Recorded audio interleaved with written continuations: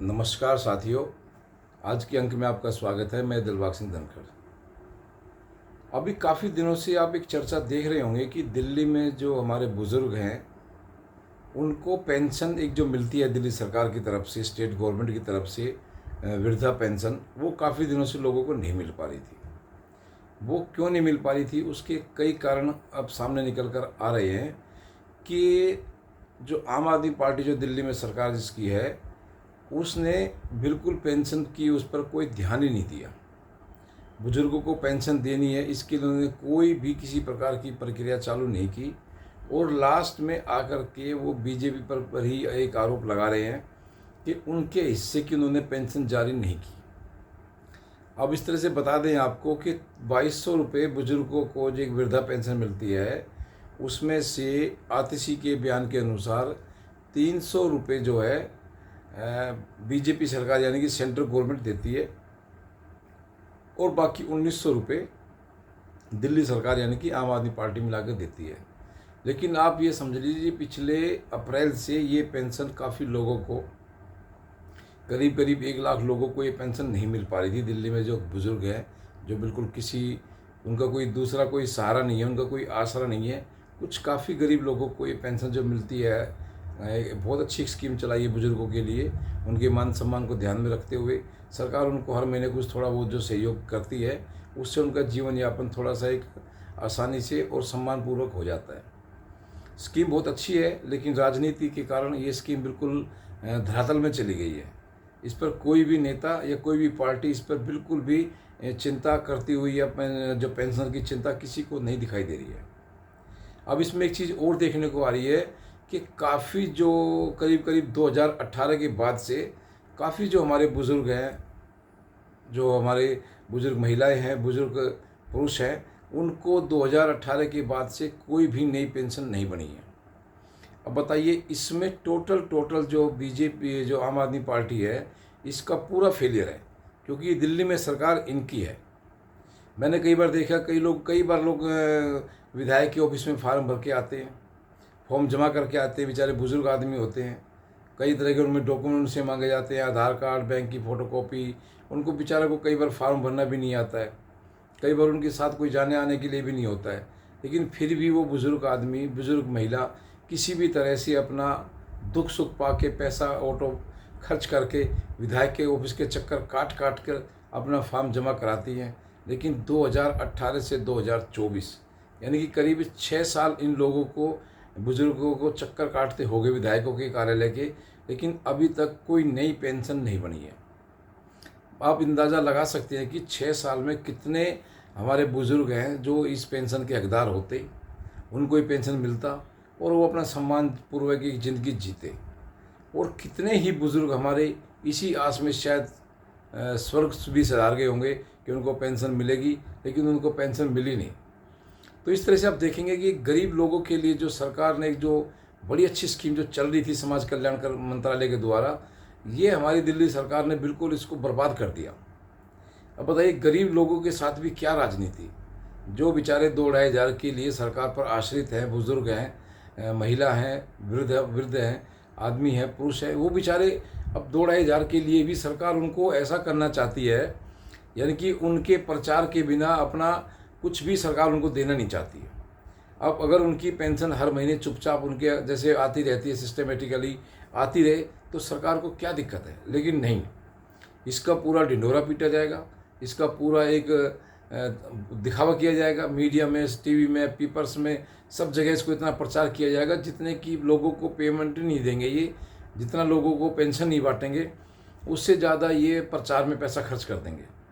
तो इसलिए आप देखेंगे ये सरकार बिल्कुल गरीब विरोधी होती जा रही है, जो खासकर गरीब लोगों के लिए तो कोई भी इसमें इस तरह की स्कीम, कोई भी नई स्कीम चालू नहीं की है, जिससे कि गरीब लोगों को इस पेंशन की सरकार के द्वारा जो स्कीमें चलाई जाती है उनका कोई बेनिफिट मिल सके। पेंशन का तो आपने उदाहरण देख ही लिया, करीबन 6-7 महीने की पेंशन उनकी लटक गई थी गरीब लोगों की। अब खैर उनमें से कुछ लोगों को पेंशन मिली है, आज पेपर में दिया है कि कुछ लोगों को पेंशन मिली है और कुछ को भी जल्दी मिल जाएगी। लेकिन इस प्रकार आप देखेंगे कि एक पेंशन के लिए भी कितना बड़ा एक आंदोलन बीजेपी को करना पड़ा, कितनी ज़्यादा उन्होंने भी एक इसके लिए एक राजनीतिक उनको एक मुद्दा मिला, उन्होंने काफ़ी हो हल्ला मचाया उसके बाद जा कर के इन्होंने आम आदमी पार्टी ने या दिल्ली सरकार ने ये पेंशन उनकी रिलीज़ की है। और उसमें भी आज का बयान, इतना शर्मनाक बयान वो दे रही हैं कि जेल के अंदर भी केजरीवाल जो है गरीबों की लड़ाई लड़ते रहेंगे। भाई गरीबों की लड़ाई किससे लड़ रहे हैं वो? पेंशन आपने देनी है, आप पेंशन रिलीज़ कर दो, फिर इसमें लड़ाई की बात कहाँ से आ गई? लेकिन नहीं, वो उनको इतना बड़ा एक शहीद और आंदोलनकारी साबित करने की कोशिश करते हैं, जो कि उनको शर्म आनी चाहिए। गरीब लोगों के साथ इस तरह का मजाक ना करें। उनकी जो पेंशन है वो बेचारे अपने सिस्टमेटिकली तरीके से जैसे जाती है हमेशा ऐसे जाती रहे, उसमें भी राजनीति की क्या ज़रूरत है? लेकिन गरीब लोगों के साथ इस तरह का जो छल कपट किया जा रहा है ये सब ठीक नहीं है। और गरीब लोगों की जो हाय होती है वो अच्छे अच्छे को गिरा देती है। इनकी तो खैर हम बात ही क्या करें। तो इस तरह से आप देखेंगे दिल्ली में जो गरीब विरोधी सरकार, इसको आप कह सकते हैं, इसके एक दो उदाहरण और भी हैं। ऐसा नहीं है कि पेंशन के मामले में ही इसको हम गरीब विरोधी सरकार हम कह रहे हैं।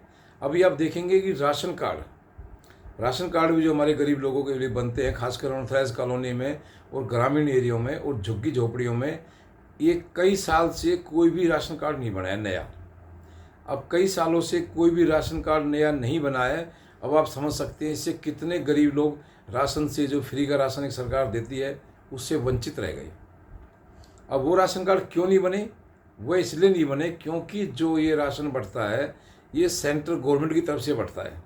जो पीडीएस स्कीम है वो सेंट्रल गवर्नमेंट की स्कीम है और वो राशन बांटते हैं। तो ये नहीं चाहते कि किसी भी तरह से कि गरीब लोगों में ये मैसेज जाए कि भाई मोदी या बीजेपी या सेंट्रल गवर्नमेंट उनको राशन दे रही है, उनके लिए कुछ भला कर रही है। इस वजह से इनके जो है नए राशन कार्ड भी आम आदमी पार्टी द्वारा, दिल्ली सरकार द्वारा नहीं बनाए जा रहे हैं। बहुत ही शर्म की बात है। ये भी गरीबों के साथ एक बहुत बड़ा अत्याचार, एक बहुत बड़ा धोखा है। इसी तरह से आप एक स्कीम और देखेंगे। एक स्कीम मोदी जी ने चलाई थी, आयुष्मान भारत स्कीम। आयुष्मान भारत स्कीम पूरे भारत में लागू है। जहाँ बीजेपी की सरकार है या नहीं है, हर स्टेट में ये लागू है। केवल 2 ही स्टेट ऐसे हैं जहाँ पर आयुष्मान भारत की जो योजना है वो लागू नहीं है। वो योजना, वे राज्य कौन कौन से हैं? एक दिल्ली है और एक पश्चिमी बंगाल है। पश्चिमी बंगाल का तो हिसाब अंदाज़ा लगा ही सकते हैं कि वहाँ का तो बहुत ही बुरा एक सिस्टम है। वहाँ की सरकार व्यवस्था, कानून व्यवस्था बिल्कुल जीरो है। लेकिन दिल्ली के अंदर, देश की राजधानी के अंदर भी अगर इस तरह की स्कीम को लागू नहीं किया जाता है तो आप समझ सकते हैं कितने गरीब लोगों के साथ एक जिस तरह का धोखा है।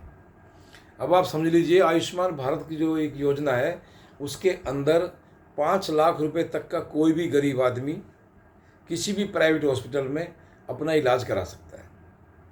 अब अगर दिल्ली सरकार इस योजना को लागू कर देती है तो आप अंदाज़ा लगा सकते हैं कि कितने गरीब लोगों को, जो अनथराइज कॉलोनी में रहते हैं, गांव में रहते हैं या झुग्गी झोपड़ियों में रहते हैं, उनको 5 लाख रुपए तक का इलाज एक फ्री में मिलेगा, बिना किसी लाग लपेट के, बिना किसी दौड़ धूप के।